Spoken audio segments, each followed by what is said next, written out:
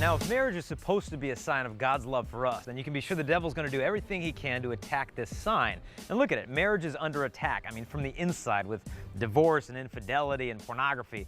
It's on attack from the outside.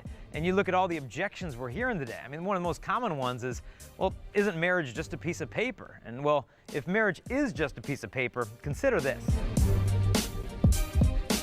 People who get married, they live longer, they earn more money, they're happier, they have lower rates of depression, they have lower rates of domestic violence, alcoholism, they have higher rates of sexual satisfaction. Their kids are more likely to do better in school, graduate college, and have lasting marriages. Their kids are less likely to do drugs, get involved in crime, suffer emotional illness, attempt suicide, and on and on and on. So if marriage is just a piece of paper, that is an awesome piece of paper. I want that piece of paper. It's not just a piece of paper. Marriage is the cornerstone of human civilization. The fact is that as the marriage goes, so goes the family, and as the family goes, so goes the entire world.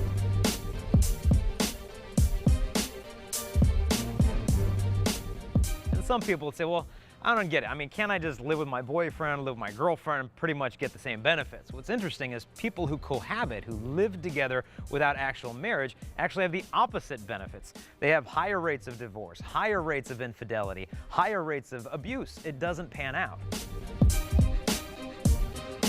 So if that's the case with cohabiting relationships, why would we really even desire it to begin with? I mean, it's not really something people want to do in the end. I mean, if you think about people who get married, you'll see cars driving on the freeway with shaving cream and shoe polish and cans behind the car saying, hey, we just got married, honk for us or wave at us. You never see cars driving down the freeway with a sign on it that says, just cohabited, just shacked up, just started living together. The enthusiasm has never really been there. So why are people doing this? Because it's an arrangement that happens mostly, I think, because of fear.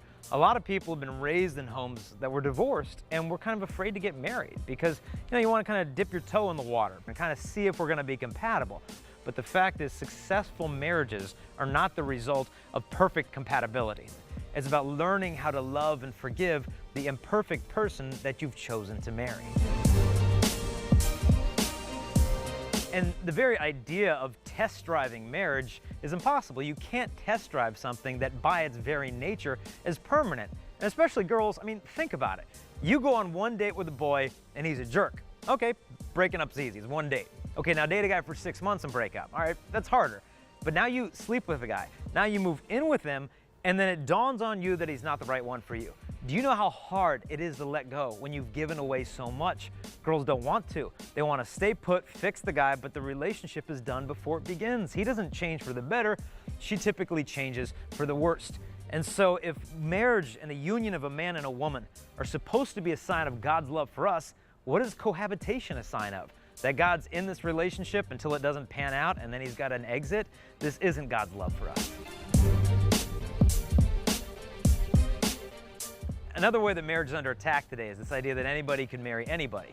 And when people in the world hear that the church does not endorse same-sex marriage, you get a lot of comments like, well, the church hates gays and the church is bigoted against gays. But look, I don't think that a brother should be allowed to marry his sister. I don't believe that one man is allowed to marry two women. Does that mean that I'm opposed to siblings and I'm bigoted against siblings? No, it's just that I believe that God is the one who defined marriage as one man and one woman. And the church doesn't even have the authority to redefine that. Because if we do, then anybody can say who gets married. Well, a man can marry a man. Well, then how come one woman can't marry two men? The fact is, if everybody gets to create their own definition of marriage, then we need to take God's idea of it and put it off to the side. And some people object, say, look, I'm just opposed to legislating morality. Well, think about that statement.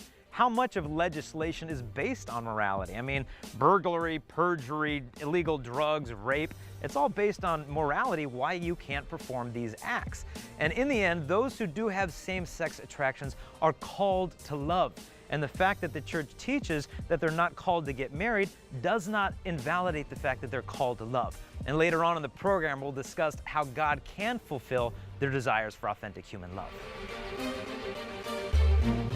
Perhaps the biggest way that marriage is under attack today is how many divorces that there are. I mean, what do they say? There's like a 50% divorce rate. In fact, there's a store in Los Angeles, a jewelry store that actually rents wedding rings. I mean, how bad is this gonna get? But Christ is the one who said that if a man marries a woman and he divorces her and marries another, he commits adultery, except if that marriage was unlawful. Now, what Christ is getting at there is some things that appear to be marriages are not valid unions. And the church's teachings on annulments is an investigation that what looked like a marriage at the beginning was never a valid one to begin with. But the fact holds true that what God has joined, nobody must separate. And this isn't the church imposing her laws on us.